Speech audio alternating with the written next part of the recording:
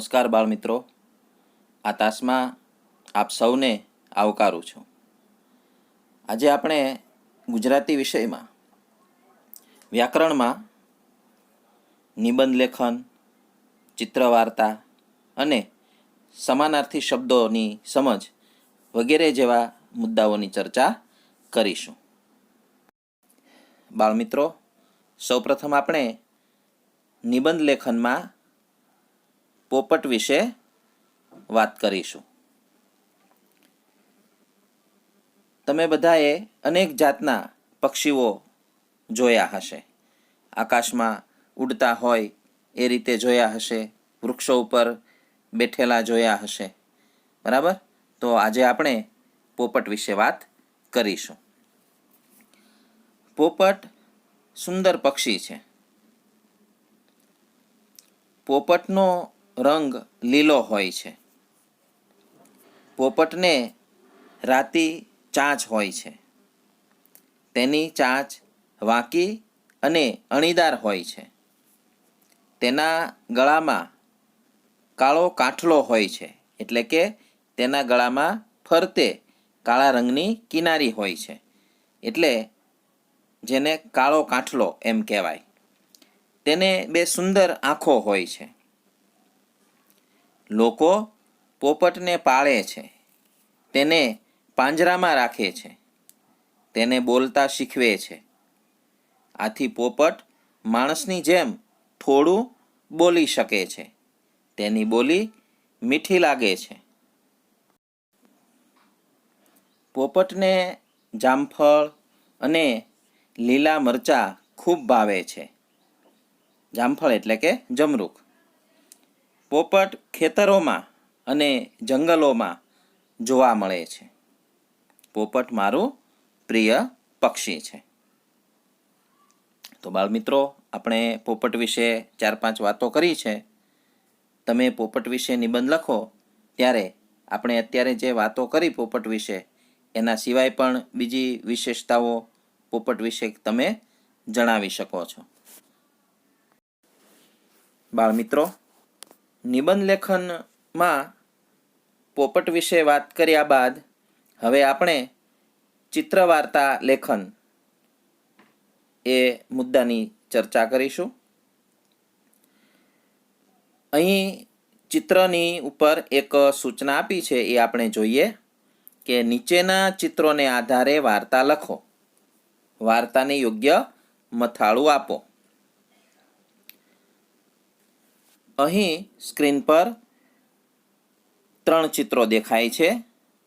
આપણે આપેલા ચિત્રોના ક્રમ પ્રમાણે વાર્તાના વાક્યો લખતા જવાય. અહીં ક્રમ 1ના ચિત્રમાં જુઓ, એના આધારે આપણે વાર્તાના 2-3 વાક્યો લખીએ. એક ઝાડ હતું. ઝાડ પર કબૂતરનો માળો હતો. ઝાડની નીચે દર હતું. તેમાં એક કીડી રહેતી હતી. આ રીતે ચિત્ર 1ના આધારે આપણે 2-3 વાક્યો બોલી શકીએ કે લખી શકીએ. હવે ચિત્ર 2માં બરાબર ધ્યાન આપજો. એક વખત વરસાદ પડ્યો. કીડીના દરમાં પાણી ભરાયું. કીડી પાણીમાં તણાવા લાગી. માળામાં બેઠેલા કબૂતરે આ જોયું. તેણે તરત જ ઝાડનું પાંદડું તોડીને કીડી પાસે નાખ્યું. ચિત્ર 2ના આધારે આપણે આ રીતે વાક્યો લખી શકીએ કે બોલી શકીએ. હવે ચિત્ર 3માં ધ્યાન આપો. કીડી તરત જ પાંદડા પર ચડી ગઈ. કબૂતર પાંદડું ચાંચમાં પકડી કિનારે લાવ્યું. આથી કીડી બચી ગઈ. કબૂતર પાંદડાને કિનારે મૂકે છે, એટલે પાંદડા પરથી કીડી જમીન પર આવી જાય છે અને ચાલવા માંડે છે અને એ રીતે કીડી બચી જાય છે. કીડીએ કબૂતરનો આભાર માન્યો. બાળ મિત્રો, આપણે હવે ચિત્ર 4 અને 5ને આધારે વાર્તાને આગળ વધારીએ. ચિત્ર નંબર 4માં ધ્યાનથી જુઓ. થોડા દિવસ પછી ત્યાં એક શિકારી આવ્યો. ત્યાં એટલે કઈ જગ્યાએ? કે જે વૃક્ષ પર માળામાં કબૂતર રહેતું હતું અને જે વૃક્ષ પર કબૂતર રહેતું હતું એ વૃક્ષની નીચે દરમાં કીડી રહેતી હતી. એ જગ્યાની વાત છે કે એ જગ્યાએ થોડા દિવસ પછી એક શિકારી આવે છે. તેણે કબૂતરનો શિકાર કરવા બાણ તાક્યું. કબૂતરનો શિકાર શિકારી કરે છે એ કીડીએ જોયું. એટલે તે તરત જ શિકારી પાસે આવી કીડી. ચિત્ર 5માં જુઓ. અને શિકારીના પગે એ ચટકો ભરે છે. શિકારીના હાથમાંથી બાણ છૂટી ગયું. શિકારીના પગે કીડીએ ચટકો ભર્યો એટલે શિકારીના હાથમાંથી બાણ છૂટી ગયું અને બાણ નિશાન ચૂકી ગયું. અવાજ થતાં કબૂતર ઉડી ગયું અને કબૂતર એ રીતે બચી ગયું. આમ કીડીએ કબૂતરનો જીવ બચાવ્યો. તો વાર્તા ઉપરથી આપણને બોધ મળે છે કે કબૂતરે સ્વાર્થ વગર કીડીનો જીવ બચાવ્યો હતો. કીડી જ્યારે પાણીમાં તણાઈને જતી હતી ત્યારે કબૂતરે કીડીને બચાવી. બરાબર. હવે એ જ કીડીએ તમે જુઓ કે જ્યારે શિકારી શિકાર કરે છે તો કીડીને પણ યાદ આવે છે કે આ કબૂતરે એક સમયે મારો જીવ બચાવ્યો, તો મારી પણ ફરજ છે કે મારે પણ કબૂતરને બચાવવું જોઈએ. અને આથી જ કીડી કબૂતરને બચાવે છે. તો બીજાનું ભલું કરવાથી આપણું ભલું થાય છે. તો આ વાર્તા પરથી આપણને બોધ મળે છે કે બીજાનું ભલું કરવાથી આપણું ભલું થાય છે. આ ચિત્ર વાર્તામાં તમે જોયું કે કીડી અને કબૂતરની વાત આવે છે એટલે આપણે આ વાર્તાને કીડી અને કબૂતર એવું નામ આપીશું. આપણને સૂચનામાં કહ્યું હતું કે વાર્તાને યોગ્ય મથાળું આપો. બરાબર. એટલે આપણે વાર્તાને યોગ્ય મથાળું આપીએ કે કીડી અને કબૂતર એ વાર્તાનું નામ રાખીએ. તો વાર્તાનું નામ એ જ વાર્તાને યોગ્ય મથાળું આપ્યું કહેવાય. વાર્તાનું શીર્ષક કહેવાય. બાળમિત્રો, આપણે ચિત્ર વાર્તા લેખનનો અભ્યાસ કર્યા બાદ હવે આપણે સમાનાર્થી શબ્દની સમજ મેળવશું. અહીં આપણને સૂચના આપી છે કે નીચેના વાક્યો વાંચો. અહીં 5 ક્રમ આપ્યા છે અને દરેક ક્રમમાં અ, બ એમ વાક્યો આપ્યા છે. એ દરેક વાક્યમાં એક એક શબ્દ નીચે લીટી કરેલી છે જેને રેખાંકિત શબ્દ કહેવાય. તો ક્રમ 1માં અ, બ બંને વાક્યોનું હું વાંચન કરું છું. દરેક બાળ મિત્રો વાંચન વખતે ખાસ સાંભળવામાં ધ્યાન આપશે. સાંભળવાથી જ તમને સમાનાર્થી શબ્દ વિશેની સમજ મળી જશે. માટે ખાસ ધ્યાન દઈને સાંભળજો. ચાલો, તો ક્રમ 1 એમાં અ. નદીનું પાણી ચોખ્ખું છે. બ. નદીનું જળ ચોખ્ખું છે. અહીં તમે અ અને બ બંનેમાં રેખાંકિત શબ્દ જોયા છે. અમાં પાણી શબ્દની નીચે લીટી છે અને બમાં જળ નીચે લીટી છે એ બંને શબ્દો રેખાંકિત શબ્દો કહેવાય. ક્રમ 2માં અભણ માણસો વાંચી શકતા નથી. બ નિરક્ષર માણસો વાંચી શકતા નથી. અહીં ક્રમ 2માં તમે રેખાંકિત શબ્દો અભણ અને નિરક્ષર એ જોયા હશે. બરાબર. હવે આપણે ક્રમ 3ના ઉદાહરણ જોઈએ. તમારે દરેક ક્રમમાં ઉદાહરણના જે વાક્યો છે એમાં રેખાંકિત શબ્દનું ધ્યાન રાખતા રહેવાનું છે. 3માં ગાંધીજીનું અવસાન 30 જાન્યુઆરીએ થયું હતું. બ ગાંધીજીનું મૃત્યુ 30 જાન્યુઆરીએ થયું હતું. ક્રમ 4 એમાં તમારા રોગનું કોઈ ઓસડ નથી. બ તમારા રોગની કોઈ દવા નથી. ક્રમ 5 એમાં સરોવરનું પાણી નિર્મળ છે. બ સરોવરનું પાણી ચોખ્ખું છે. ઉપરોક્ત પાંચેય વાક્યોના તથા બના રેખાંકિત શબ્દોથી ખ્યાલ આવે છે કે એ શબ્દોના અર્થ સરખા છે. આપણે હમણાં ક્રમ 5ના અને બ વાક્યો વાંચ્યા. એમાં રેખાંકિત શબ્દોથી ખ્યાલ આવ્યો હશે કે એ શબ્દોના અર્થ સરખા છે. ભાષામાં આવા કેટલાય સરખા અર્થવાળા એટલે કે સમાન અર્થવાળા શબ્દો વપરાય છે.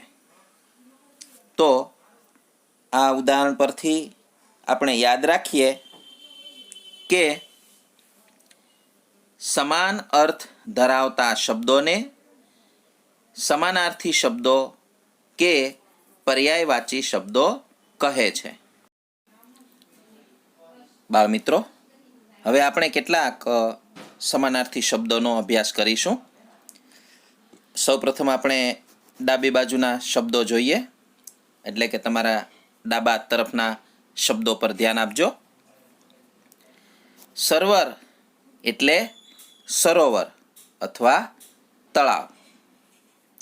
નાદ એટલે અવાજ અથવા સૂર. શર એટલે બાણ. કેસ એટલે મુકદ્દમો. કેશ એટલે વાળ. પગરખા એટલે જોડા. હવે જમણી બાજુના શબ્દો એટલે કે તમારા જમણા હાથ તરફના શબ્દો. હૈયું એટલે દિલ અથવા હૃદય. મુલક એટલે પ્રદેશ. ગૃહ એટલે ઘર અથવા સદન. આરોગ્ય એટલે તંદુરસ્તી. ફરજ એટલે કર્તવ્ય. મોર એટલે મયુર અથવા કલાપી. બાળમિત્રો, હવે આપણે અહીં સૂચના પ્રમાણે ખાલી જગ્યાનો અભ્યાસ કરીશું. સૌપ્રથમ સૂચના જોઈએ. કૌંસમાં આપેલ શબ્દના સમાનાર્થી શબ્દ વડે ખાલી જગ્યાઓ પૂરો. પહેલી ખાલી જગ્યા. આકાશમાં એક ખાલી જગ્યા ઉડતું હતું. કૌંસમાં પક્ષી શબ્દ આપેલો છે, તો આપણે પક્ષીનો સમાનાર્થી શબ્દ ખાલી જગ્યામાં લખીશું, એટલે કે બોલીશું અને વાક્ય ફરીવાર બોલશું. તો પક્ષી શબ્દનો સમાનાર્થી શબ્દ છે વિહગ. તો ક્રમ 1માં આકાશમાં એક વિહગ ઉડતું હતું. નંબર 2, વાંદરો ખાલી જગ્યા મારીને એક ઝાડ પરથી બીજા ઝાડ પર ગયો. તો આપણને અહીંયા આ પ્રશ્નની સૂચના આપી છે કે કૌંસમાં આપેલ શબ્દના સમાનાર્થી શબ્દ વડે ખાલી જગ્યા પૂરવાની છે. તો કૌંસમાં કયો શબ્દ આપ્યો છે? તો કે કૂદકો. તો આપણે કૂદકો શબ્દનો સમાનાર્થી શબ્દ થાય એ શબ્દને ખાલી જગ્યાના જવાબમાં મૂકવાનો છે. બરાબર? તો કૂદકો શબ્દનો સમાનાર્થી શબ્દ થશે છલાંગ. તો એ છલાંગ શબ્દ ખાલી જગ્યામાં મૂકીશું અને વાક્ય ફરીવાર બોલીશું. ચાલો. વાંદરો છલાંગ મારીને એક ઝાડ પરથી બીજા ઝાડ પર ગયો. ત્રીજું, બૌદ્ધ સાધુ કોઈની ખાલી જગ્યા સ્વીકારતા ન હતા. કૌંસમાં શબ્દ આપ્યો છે બક્ષિસ. કૌંસમાંનો શબ્દ બક્ષિસ છે એમનો સમાનાર્થી શબ્દ આપણે ખાલી જગ્યામાં મૂકવાનો આવશે. તો બક્ષિસ એટલે ભેટ. તો ખાલી જગ્યામાં આપણે એ બક્ષિસ શબ્દનો સમાનાર્થી શબ્દ મૂકી અને ફરીવાર ખાલી જગ્યા બોલીશું. બૌદ્ધ સાધુ કોઈની ભેટ સ્વીકારતા ન હતા. ચોથી ખાલી જગ્યાનો અભ્યાસ કરીએ. શિયાળાનો ઠંડો ખાલી જગ્યા વાતો હતો. કૌંસમાંનો શબ્દ છે સમીર.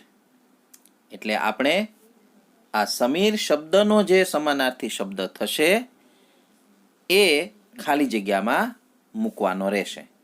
તો સમીર શબ્દનો સમાનાર્થી શબ્દ છે પવન. તો ખાલી જગ્યા માટે આ પવન શબ્દ જવાબ ગણાશે.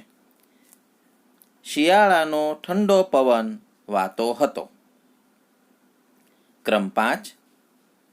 આપણો દેશ 15 ઓગસ્ટ 1947ના દિવસે ખાલી જગ્યા થયો હતો. કૌંસમાંનો શબ્દ આપ્યો છે આઝાદ. તો આપણે આ આઝાદ શબ્દનો સમાનાર્થી શબ્દ ખાલી જગ્યાના જવાબ તરીકે મૂકવાનો છે. આ આઝાદ શબ્દનો સમાનાર્થી શબ્દ છે સ્વતંત્ર. તો આ આઝાદ શબ્દનો સમાનાર્થી શબ્દ સ્વતંત્ર એ ખાલી જગ્યામાં મૂકી અને આપણે ખાલી જગ્યા ફરીવાર વાંચીએ. 5મો ક્રમ. આપણો દેશ 15 ઓગસ્ટ 1947ના દિવસે સ્વતંત્ર થયો હતો. ક્રમ 6. ખાલી જગ્યામાં કાળા કાળા વાદળો ચઢી આવ્યા. કૌંસમાંનો શબ્દ છે ગગન. એટલે આપણે આ ગગન શબ્દનો સમાનાર્થી શબ્દ ખાલી જગ્યામાં મૂકીશું. ક્રમ 6. આકાશમાં કાળા કાળા વાદળો ચઢી આવ્યા. નંબર 7. બાળકો ખાલી જગ્યામાં આનંદથી રમતા હતા. કૌંસમાંનો શબ્દ છે ઉપવન. આ ઉપવન શબ્દનો સમાનાર્થી શબ્દ છે બગીચો. એટલે ખાલી જગ્યાના જવાબમાં આવશે બગીચો. ક્રમ 7.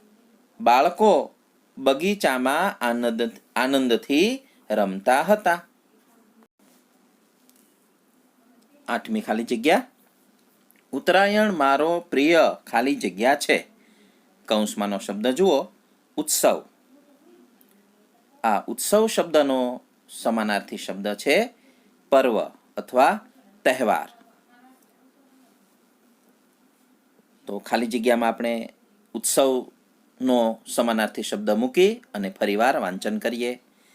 ઉત્તરાયણ મારો પ્રિય તહેવાર છે. ખાલી જગ્યા 9. ગુરુજી મનુની ખાલી જગ્યા કરવા લાગ્યા. કૌંસમાંનો શબ્દ છે વખાણ. તો આપણે આ વખાણ શબ્દનો સમાનાર્થી શબ્દ ખાલી જગ્યામાં મૂકીશું. વખાણ શબ્દનો સમાનાર્થી શબ્દ છે પ્રશંસા. તો આપણે એ શબ્દ મૂકી અને ફરીવાર વાંચન કરીએ. ગુરુજી મનુની પ્રશંસા કરવા લાગ્યા. ખાલી જગ્યા 10. અમે ખેતરમાં એક મોટો ખાલી જગ્યા જોયો. કૌંસમાંનો શબ્દ છે સાપ.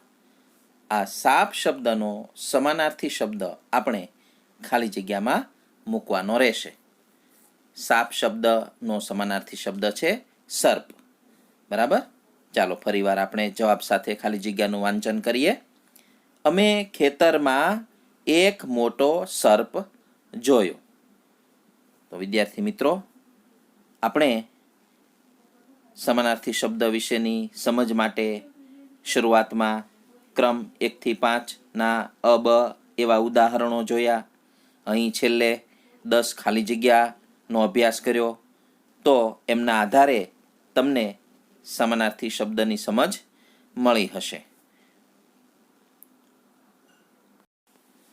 વિદ્યાર્થી મિત્રો, આ તાસમાં આપણે અહીં સુધી અભ્યાસ કરીએ. આ તાસના દરેક મુદ્દાનો બરાબર અભ્યાસ કરજો. પોપટ વિશે વાંચન કરજો.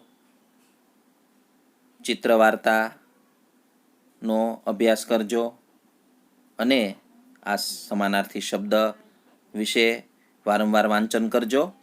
એટલે તમને સમાનાર્થી શબ્દ વિશેની સમજ બરાબર પાકી થઈ જશે. આવજો વિદ્યાર્થી મિત્રો.